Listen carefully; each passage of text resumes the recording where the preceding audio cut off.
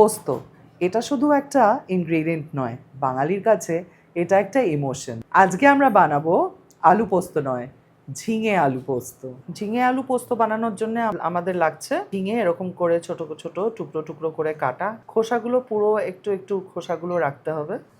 আলু এরকম ডুমো ডুমো করে কাটা, কাঁচা লঙ্কা লাগছে, আর পোস্ত যেটা জলে ভেজানো থাকবে। 15 মিনিট জলে ভেজানোর পরে তারপরে ছেঁকে নিয়ে পোস্তটাকে বেটে নিতে হবে। লঙ্কাটা আমি আলাদা করে বেটে নিচ্ছি।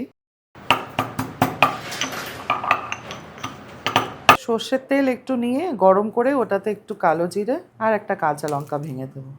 আলুগুলোকে এবার একটু ভাজতে হবে। একটু নুন দিয়ে দিলাম, ঢাকা দিয়ে আলুগুলো একটু সেদ্ধ হোক। আলুটা হাফ ভাজা ভাজা হয়ে গেলে ঝিঙেটা দিয়ে, ঝিঙে সেদ্ধ হতে বেশি সময় লাগে না, তাই একসাথে দিইনি।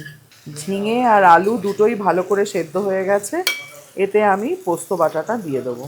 একটু জল দিয়ে পুরো মাখা মাখা সুন্দর করে নিতে হবে। সামান্য একটু নুন লাগবে, একটু চিনি লাগবে।